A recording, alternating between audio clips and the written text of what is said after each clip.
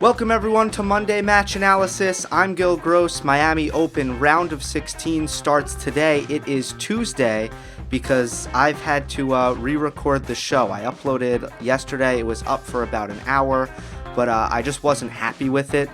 Quite simply, there's a multitude of reasons, and I want to give you a product that I'm proud of and that I think that you'll enjoy.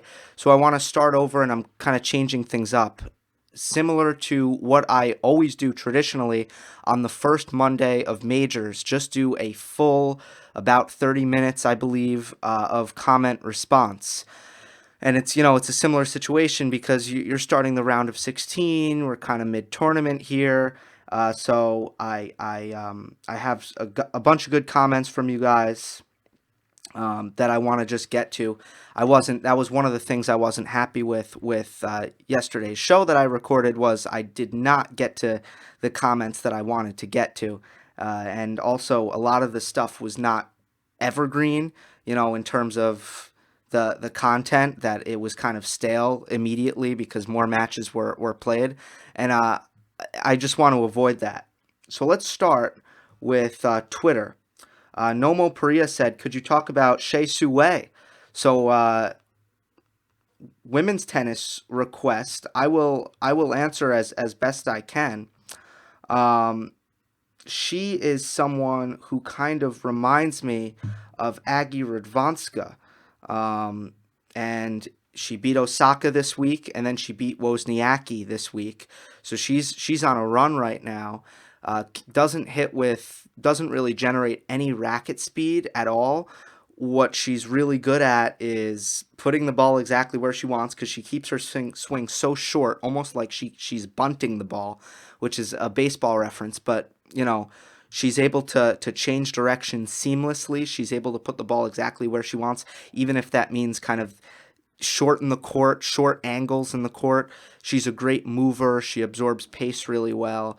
And she can finish at the net. She hits two-handed on both sides. Sometimes she changes to one. Very, very flat hitting. One thing she's able to do that's interesting is she's able to draw her opponents to net. And especially in the women's game, a lot of the women are uncomfortable at the net. So that's something that I think that she takes advantage of. I think Radwanska took advantage of it. That can be taken advantage of in women's tennis. It can also be taken advantage much more in men's tennis, because you see more net play on the men's side, but also a declining level of net play on the men's side. So there should be more players who are able to take opportunities to draw their opponents to net and take advantage of how uncomfortable a lot of players are at the net. So Hsieh Su-Wei is really interesting to watch, eclectic game, and does a lot of things really well. I think she's. I don't know if she's at the level, or if she'll get to the level of Aggie Radwanska, who's one of the best players not to win a major in the history of women's tennis, I believe. I think that's true. But I see a lot of similarities in the way they don't have a conventional game, in the respect that they don't accelerate on their ground strokes really. They cannot generate pace. They do not have big serves, but they're able to still find ways to win points, and it's fun to watch. All right, that's enough. That's all I got from Twitter. You can @ me anytime. @GillGross is my handle. Marcos Ferranagato says Felix and Hurkacz is a match worth looking out. This match I didn't see, and then they didn't put the replay on Tennis TV, but I did see the highlights, about 5 minutes. It's hard to discern a lot from highlights, but what you can see is that Felix continues to display combinations of athleticism and shot making that are incredibly, incredibly rare. And when we do see them, they are generally occurring at the elite level of the sport. He's playing an ultra-aggressive game, but still showcasing incredible defense when he needs it. And there's just not a lot of things to pick apart with Felix's game. I've talked about that, and I think there's more comments coming about FAA later. For Hurkacz, He's the what's interesting is the only thing that's really standing out to me about Hurkacz are his results. He's good at a lot of things. He's got a good serve. He moves well for his size. He's even off of both wings. Um, but I'm still I think figuring him out. I think it's taking a little bit longer for me to figure out Hurkacz because his game is not incredibly distinctive, and it's really good. So I'm not trying to bash him at all, but it's not incredibly instinctive in the sense that it doesn't jump out right away. And I've seen a lot of Andy Murray comparisons. I don't know where people are getting that from. I think like Matthew Willis was the first person I saw make that comparison. Then I've seen like two, 3 other people make the comparison. I don't know if it was just because they saw him do it. I don't see that at all. But Hurkacz, I'm still figuring out. But Felix right now is, in my opinion, embarking on what will be a meteoric rise. And we'll get more to him a little bit later.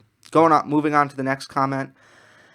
And El Wendigo says, of course you're analyzing that one. I bet you enjoyed. He was amazing. And then he said, I think Albot was close. If you watched that one, can you share some thoughts about him? Sure. So the first part of that comment was referring to David Ferrer and Sascha Zverev. So I'll comment a bit on that match. I have a lot to say. There was a stark contrast in the mentality between Ferrer and Zverev, where Zverev was not fighting as hard when he was struggling in this match. Anyone can fight when things are going well, when they're feeling good about themselves. But Zverev was hitting a lot of double faults. He was making an uncharacteristic number of unforced errors. And when he was in these ruts, when he was in those spells, instead of using the possibly I'll call it frustrated energy, in a positive sense, in a positive way, like Ferrer does. When Ferrer misses, he's angry about it, and he fights harder the next point. He uses that anger and directs it at the fight, at his warrior spirit. That's where he directs his anger. Zverev gets dejected. Zverev shrugs his shoulders. Zverev gets discouraged when he's going through bad moments in the match. So I want to point out that mental contrast. Second thing I want to point out is Ferrer controlling the match with his forehand, putting Zverev on the defensive for the vast majority of the neutral baseline rallies. Or I shouldn't even call them neutral because Ferrer was really getting ahead in these baseline rallies. Zverev is not an exceptional defender. He plays with the tactics, Sascha Zverev, of Andy Murray. And I know I just mentioned Murray, but I'm going to mention him again. Zverev's tactics, he plays like he's Murray. He's not as fast as Murray. He's not as defensively talented as Murray. Why is he playing as passive as Andy Murray? Why is he... And it's not to say that Zverev will never step into the court and be aggressive, just like it's not to say Murray would never do that. But the way Zverev is retreating behind the baseline and playing a retrieval style and a trading style and a style predicated around shot tolerance, a style predicated around not being the first one to miss, he does not have the skill sets to employ these tactics. He is playing too passively. And Ferrer was on top of the baseline, slugging away with his forehand. His footwork is so good, David Ferrer. He is so quick that he gets behind the forehand with so much time to spare. Short backswing, loads up his legs, loads up his hips. 5'9", very strong in the legs, very strong in the upper body. Puts everything into his forehand when it comes to his biomechanics. Am I using the right word? Biomechanics?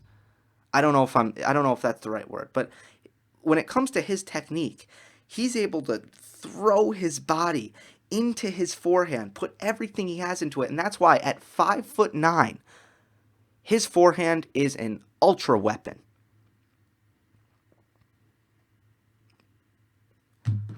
And I think that's important to point out because a lot of people say that Ferrer is a weaponless player.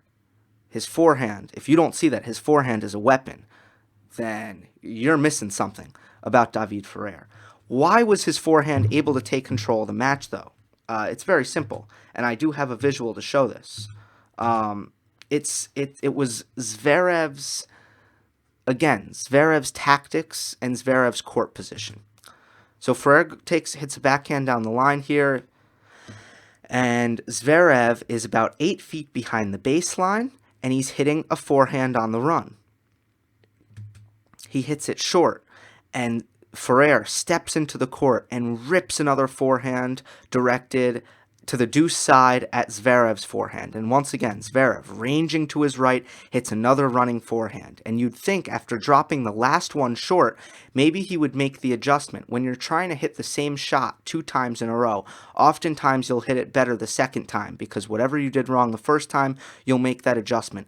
But Zverev here has a problem because he simply can't. And right now, probably another 2 feet behind the baseline, maybe 10 feet behind the baseline at this point because he got pushed back from the Ferrer forehand. He hits another short ball inside the service box. No pace, no depth, weak, loopy. Ferrer steps in and rips a forehand down the line. Zverev got a racket on this. It wasn't an outright winner, but the ball bounced before it even hit the other side of the net.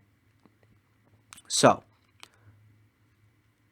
I'm going to go back here. I'm going to talk about the position that Zverev's putting himself in, playing so far behind the baseline. Some players can do it, and it's not a problem. We talk about these players a lot when I talk about Wawrinka or Dominic Thiem or Rafa Nadal, who have the upper body strength and the heaviness of shot. You know, Gill as well can do it. And in the case of Novak Djokovic, he has an incredible way of playing with depth. When he gets pushed behind the baseline and has to play defense, he has an incredible ability to put it a foot within the baseline on the other side of the court. So different players, it's not necessarily heaviness with Djokovic, but it's another way that Djokovic is able to remain unattackable while playing far behind the baseline. Not every player has that. A player like Roger Federer doesn't really have it, so what does he do? He never lets himself get there. He stays on the baseline. A player like David Ferrer, he would never let himself really get there. David Ferrer, unless he's really on the defensive and just trying to hang into a point, would never let himself get 10 feet behind the baseline in a neutral baseline rally. 5 to 10 feet behind the baseline. Ferrer wouldn't let himself get all the way back there because he knows he can't. Why can't those players? Because they don't have the physicality to do it. They have other things. They have the racket talent to take the ball on the rise. They have the timing to take the ball on the rise. They have the foot speed, the quickness to get behind the ball without playing far behind the baseline. And also, it's very important, they have the technique, short enough technique where they don't need as much time to set up their shots. Any player who plays on the baseline has these attributes. Anyone who does so effectively, at least. But Sascha Zverev likes to play way back behind the baseline, and he's physically too weak to do it. His forehand isn't heavy. It's just not heavy at all. And generally, it's dropping short. So right now, Zverev is flat out very beatable. He's not playing good tennis at all. A lot of people jump to conclusions when Zverev isn't playing well. They jump to conclusions about his career. Well, Zverev's playing terrible, so he must be a terrible player, and he'll be a disappointment for the rest of his career. All of these things are unfair when you look at what Sascha Zverev's accomplished. All of these things are unfair.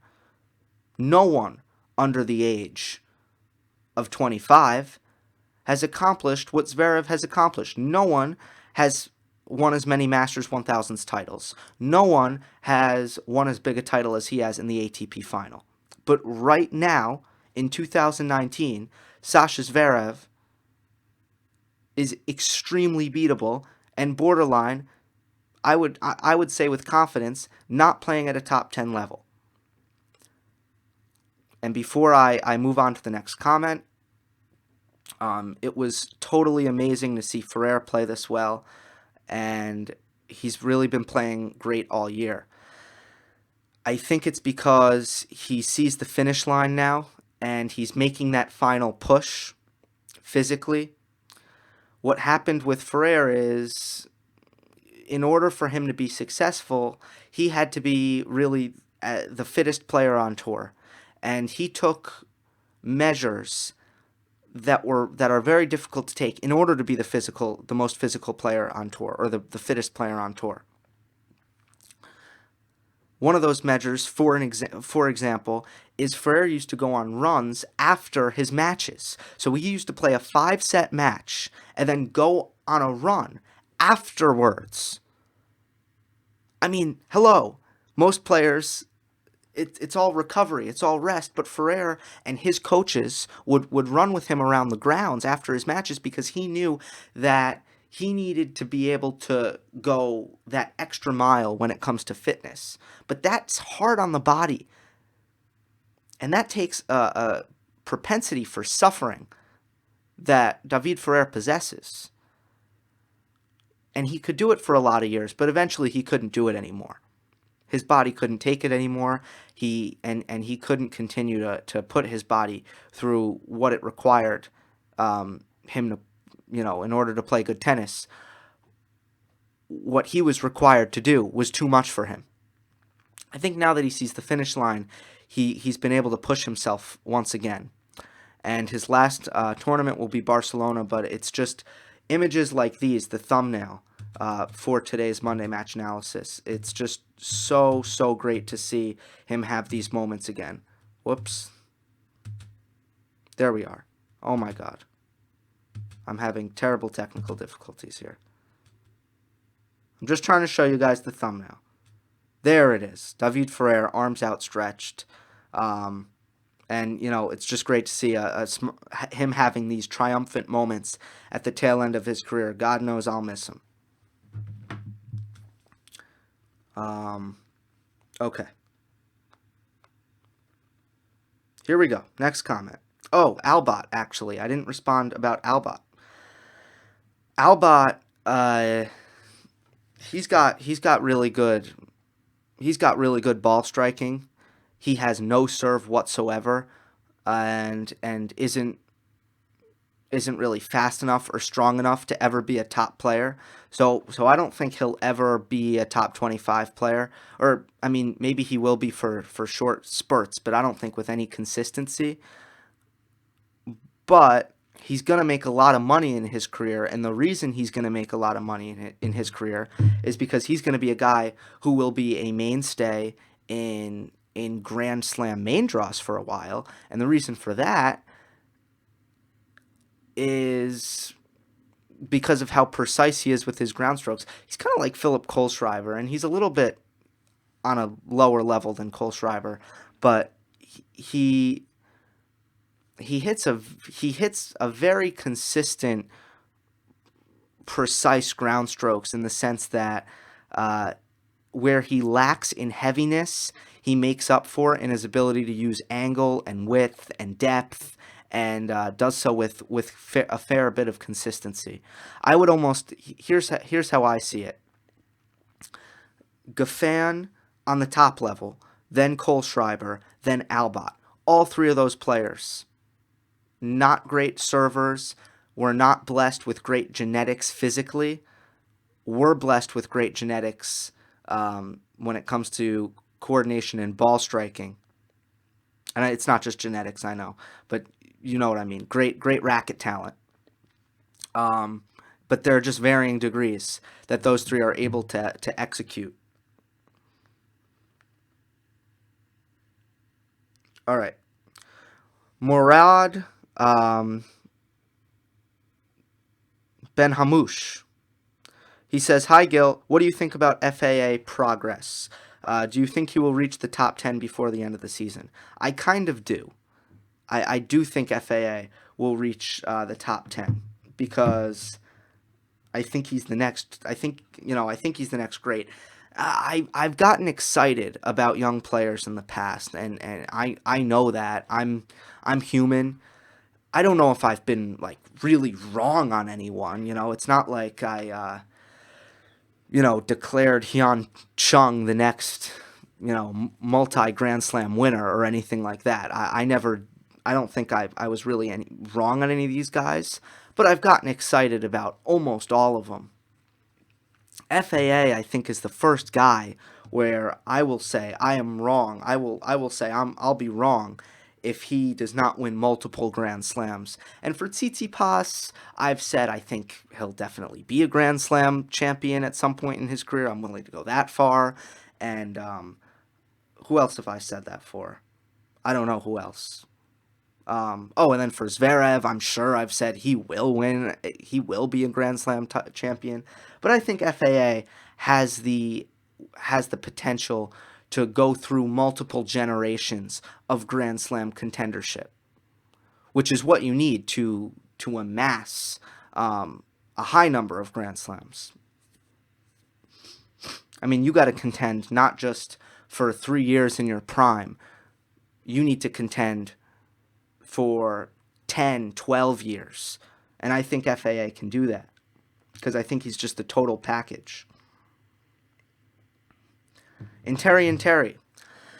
Gill, who do you think has the highest, lowest level of all time? In my opinion, Nadal has that. I have never seen in my life any tennis player be as consistent and solid as Nadal, where the guy never makes horrible matches. So now I want to hear your opinion about this. Who is the highest, lowest level, according to you?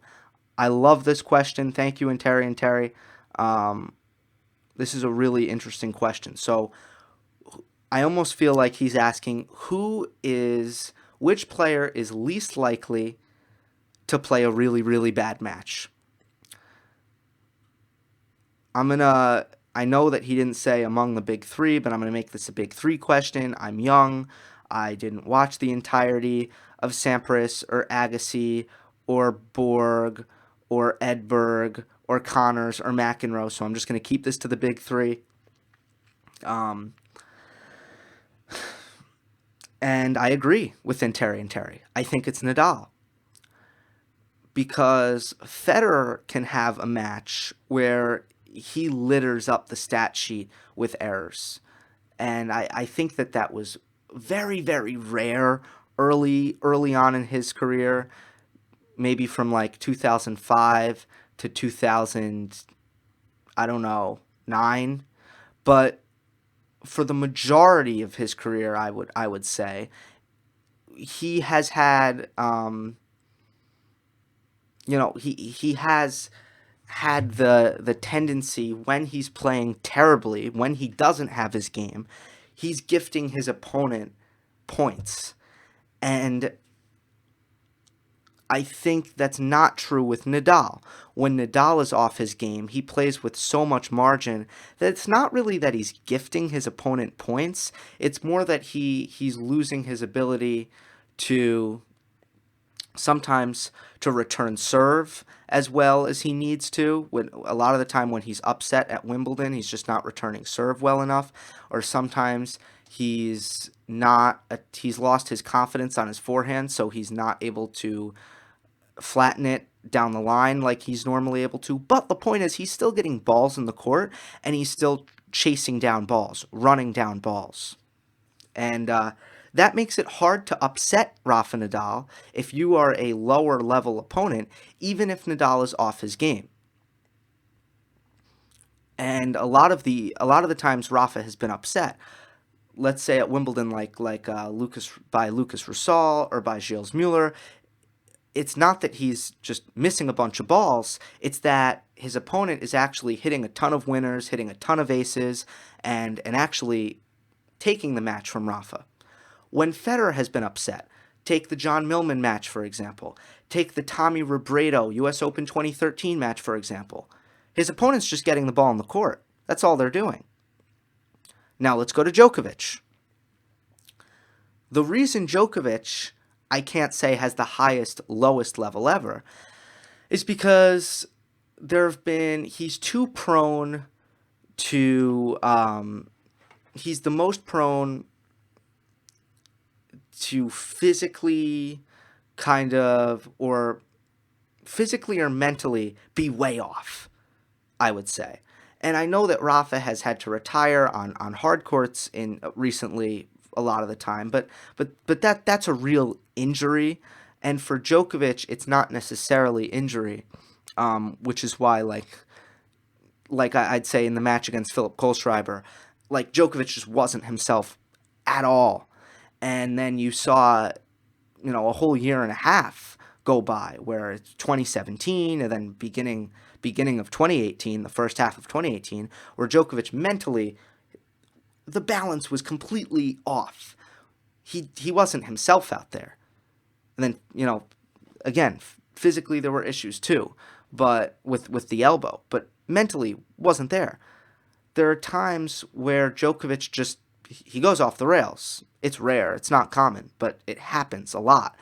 And again, Nadal, not common. Doesn't generally go off the rails. Mentally, I mean, he almost has it 99.9% of matches. He has his fighting spirit and 100% focus and intensity. So there you have it. I agree. It is Rafa Nadal, the highest, lowest level ever. Muhammad Ali Zaidi. Tell us about the court speed in Miami. Do you think that the courts should slow down throughout the tour? In my opinion, there should be variety so that only the most versatile player can dominate the tour, not one-dimensional ones. Okay, so first I'll tell you about the court speed in Miami. I was very interested. Are they going to make changes? It sounds like the surface is the same. And I mean, some people jump to conclusions, and a lot of the time they're wrong. Everything that I've looked at, it seems like they haven't changed the surface, and what that surface is it's a softer surface than Indian Wells. I forget what it's called, but it's lower bouncing, it's softer, it's not as heavily sanded as Indian Wells. So it's a smoother surface, and that generally makes for a faster hard court. But Miami still plays slow. A court surface expert that I've spoken to says that when it gets very hot, these courts get a little sticky, which slows things down a little bit. But the key with Miami is I don't think it's really a slow court. I think the conditions are what makes it slow. First of all, there's no altitude. Miami is below sea level, which means the air is very thick. The ball doesn't travel through the air as fast. That is massive. And then the humidity. The air is heavier. In humidity, the conditions play slower. So Miami plays very slow, but it's not as high bouncing as Indian Wells, which makes a big difference. I think flat hitting, more offensive hitting, is more rewarded in Miami than it is at Indian Wells because at Miami, the ball bounces lower. And then the second part of this is, do you think that courts should slow down throughout the tour? Not really. See, I don't know. Like, people complain about the court speed across the tour, and I need to hear it from you guys. What is the argument here? What are the problems? I'd like to see more tournaments on grass, personally, because I feel like, why not? There's such an imbalance. There's so few grass court tournaments. I think it's, so I think there's a deficiency there. Other than that, though, I don't see what all these complaints are. In my opinion, there should be variety. But I agree. I think that there is variety, though. Has there been homogenization compared to the 90s, where Pete Sampras couldn't win a thing on clay and all he did was win on grass? Yeah, I think there has been some homogenization. But there's also been homogenization in playing styles. It's interesting, but I have to hear some compelling arguments because personally, I haven't really heard any arguments that there is a problem on tour with court speeds. Stefano Desperati. I want you to destroy a widespread cliche. That is, the more you are close to the baseline, the more you are aggressive. It is not true. All caps, exclamation point. The great Stan Wawrinka stays way back in the court, and he is one of the most aggressive and amazing players ever. Team does the same, and even Nadal can dictate from way back in the court. There are players like Coric that are glued to the baseline, but they are not aggressive. They can't dictate because they aren't great shot makers. I don't fully agree that Coric is glued to the baseline, but your point stands. It all depends on strength and on your legs. If you have great physicality and you are a great shot maker, you can be really aggressive from the fence. Right on, Stefano. Exactly. It all has to do with physicality and technique that can enable certain players to play far back and still dictate from back there.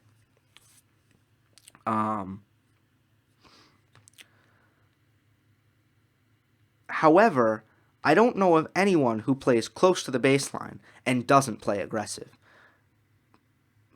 Because that's almost like a combination that doesn't really exist.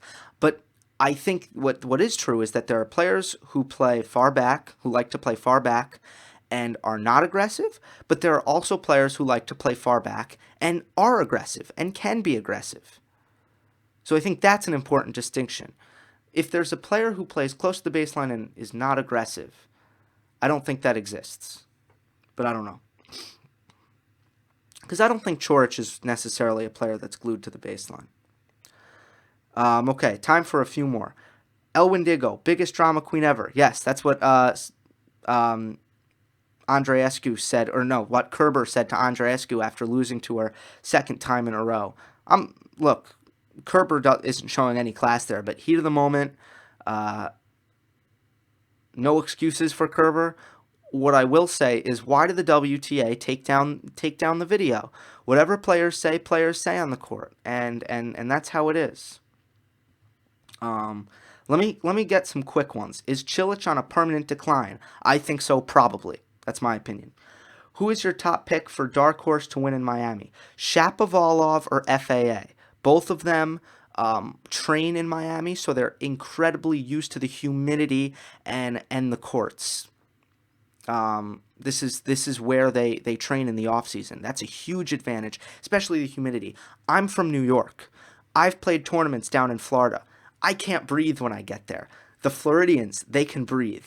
It's a huge advantage. Do you think Djokovic has already got his clay court shoes on mentally? He hasn't looked near the levels of Aussie Open. Or is he just tired? I don't know. Neither. It was just one bad match against Kohlschreiber. No sweeping conclusions should be made about Djokovic's level right now. Gill, how did Isner push Nadal to 5 sets at Roland Garros in 2011? I remember watching that match because Rafa couldn't return his serve, and the margins were small, and Nadal wasn't clutch. I don't know. That's interesting that you want to go back to that match. Yeah. 2011 French Open. That's right. Isner pushed Nadal to 5 sets. Crazy. Why do people, especially commentators, seem so blasé about Djokovic's outbursts and racket abuse? What's your view on his angry behavior? It's such a bad example and horrible to watch. Oh boy. My view is that Djokovic tries very hard not to have angry outbursts and not to abuse his racket. I think that I don't really subscribe to the big bad example for kids thing. I mean, once you get to that level, I mean, it's like I just don't really have a problem with it. I don't know. It doesn't. I'm not when I see someone smash their racket, I don't have this terrible like how dare you reaction to it. If my I don't have kids, but if my kids smash their racket, that would be a huge problem, right? Obviously. I just don't think that kids are smashing their rackets because Djokovic is smashing his racket occasionally. I mean, I think that anyone with a bit of logic knows that Djokovic goes through, 6 new sticks a match, and that no one else can really afford to do that. Okay, last one. I think Djokovic tries very hard, though. I think that's important, and for some reason he's just he gets angry, and I think it's fine. It's human. Um, One more. Hey Gil, MMA is mixed martial arts. Yes, it is. I love MMA, by the way, and it's very similar to tennis. And I know that's crazy. Hopefully, I can expand on that opinion that I have sometime. Could you comment on Rogers' chances on clay based on his performance on the slowest of hard courts, Miami and Indian Wells? Rogers' chances on clay. Let's see how he's moving. It's all about, because the movement changes a lot. So let's see how he moves. But um, yeah, I'm going to leave it at that. How is playing on clay courts different from slow hard courts in terms of skill, brute force, and endurance requirements? The difference between clay and slow hard courts. Players who move well on clay defend better on clay. They simply cover the court better.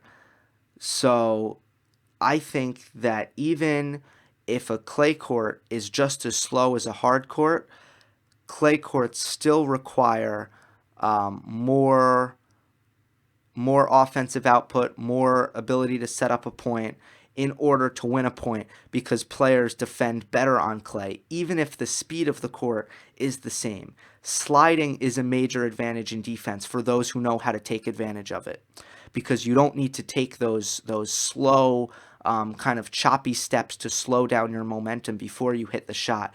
You can slow down a lot less and kind of go into a slide. Players who are great on clay can defend so well on clay.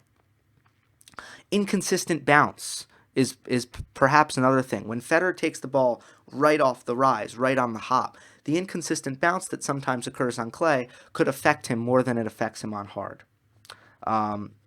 Those are the 2 points that I can make. All right. Hope you enjoyed, everyone. Great day of tennis at the Miami Open. So many great matches. I can't wait to watch them. Hope you enjoy as well. Don't forget to subscribe to this channel. I'll see you next time.